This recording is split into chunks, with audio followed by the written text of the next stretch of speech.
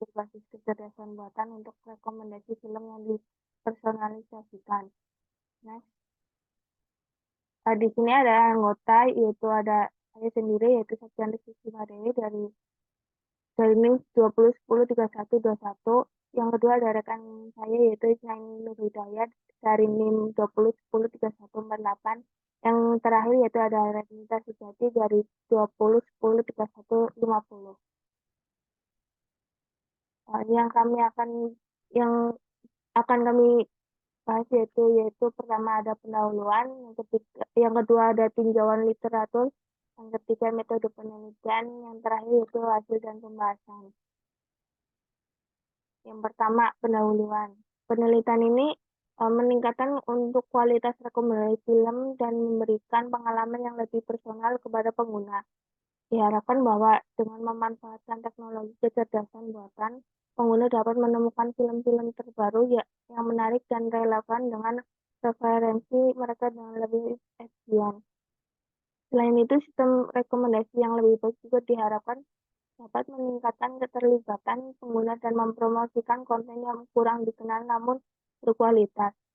Dalam bab selanjutnya, kami akan menjelaskan metodologi yang digunakan dalam penelitian ini, termasuk pendekatan kolaboratif, filtering, dan deep learning yang diadopsi.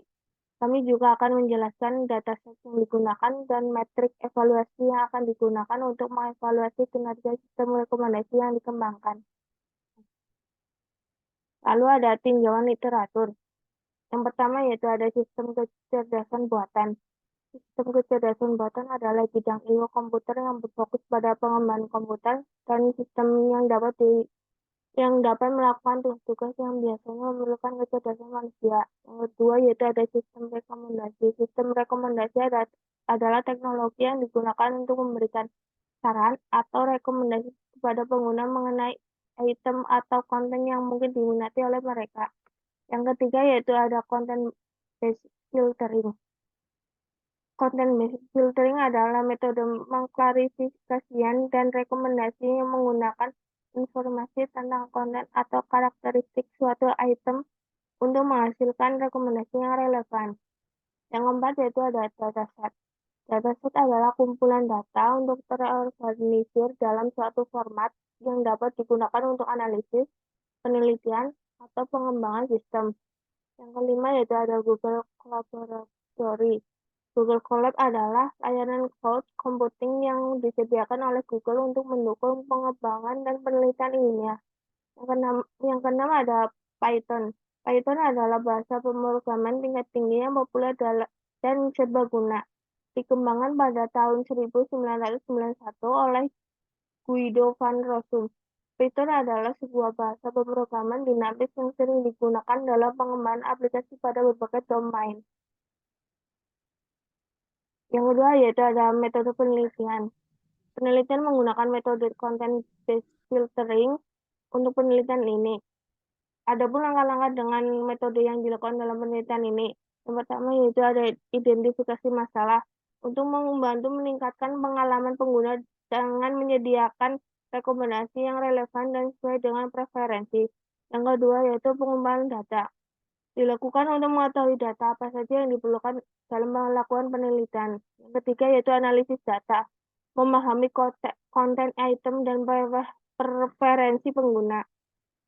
Identifikasi atribut atau fitur yang relevan dalam dataset yang dapat digunakan untuk menggambarkan item dan preferensi pengguna. Yang keempat yaitu pembentukan profil pengguna. Untuk mengetahui kebutuhan pengguna melalui preferensi sebelumnya melalui interaksi mereka. Yang kelima yaitu ada pengukuran kesamaan. Di sini yaitu kesamaan antara profil pengguna dalam profil item, di mana menentukan sejauh mana item cocok dengan preferensi pengguna berdasarkan kesesuaian konten.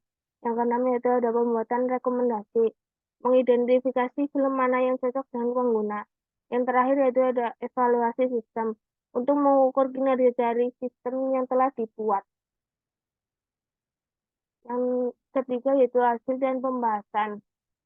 Akan dibacakan oleh Renita Sujati. Baik, untuk hasil dan pembahasan. Pada pembahasan kali ini, kami menggunakan beberapa langkah untuk dapat menghasilkan beberapa rekomendasi film. Berikut langkah-langkahnya. Yang pertama, pencarian data pada platform Kaggle. Yang kedua, menganalisis data. Data yang dianalisis adalah dataset beberapa film yang didapat dari Kaggle. Yang ketiga, data film yang dianalisis, kemudian ditentukan banyaknya data dan banyaknya kolom. Untuk langkah yang 4, model rekomendasi film dibangun menggunakan dataset, data training, dan pengaplikasiannya menggunakan sisa data lainnya. Yang kelima, membangun model rekomendasi film dengan fungsi recommender yang inputnya adalah rating film. Terus yang terakhir, menerapkan model rekomendasi film pada data uji untuk menunjukkan banyaknya item yang direkomendasikan kepada setiap pengguna. Kemudian mengidentifikasi film yang paling direkomendasikan. Ini adalah codingannya. Yang pertama yaitu menghubungkan Google Colab dengan Google Drive agar file dataset bisa disimpan di Drive dan terhubung ke Google Colab. Kemudian selanjutnya mengatur agar path atau file yang akan digunakan di Google Drive dapat terhubung dengan Google Colab. Kemudian yang ketiga, dilakukan perintah di bawah untuk melihat daftar file dan direktori saat ini. Terus kemudian import library yang diperlukan yaitu warnings untuk mengelola dan menampilkan peringatan serta import pandas dan nampi. Selanjutnya akan dibacakan oleh Isnaini Nurhidayah. Baik, untuk selanjutnya yaitu membaca data yang telah digunakan pada proses cleaning sebelumnya.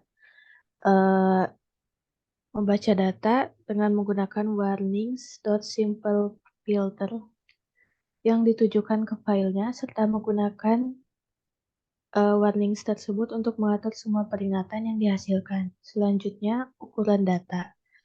Untuk mengetahui banyak data dan banyak kolom yang digunakan, maka kita menggunakan dot shape untuk mendapatkan ukuran objek berbentuk array atau matrix, dan print untuk menampilkan data. Selanjutnya, kita perlu mencari 5 data teratas menggunakan dot head, maka akan tampil 5 data teratas seperti gambar di atas ini. Selanjutnya, kita akan melihat tipe data pada masing-masing kolom dengan menggunakan film.info. Maka akan muncul kolom dengan nama film TV menggunakan data type integer dan seterusnya sampai kolom yang terakhir.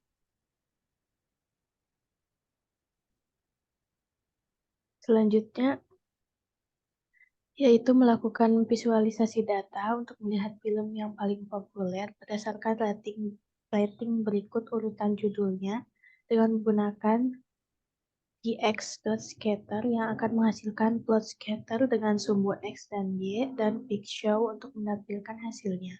Berikut juga sudah tertampang beberapa hasilnya dengan beberapa judul. Selanjutnya, untuk melihat deskripsi dari dataset, kita menggunakan film.describe untuk melihat ringkasan statistik deskriptif dari dataset. Untuk selanjutnya, ini merupakan bukti submit kita telah submit jurnal. Pada screenshot ini terlihat bahwa kami sudah submit dan masih menunggu review selanjutnya. Mungkin itu saja yang dapat kami sampaikan. Kurang lebihnya mohon maaf. Saya tutup. Assalamualaikum warahmatullahi wabarakatuh.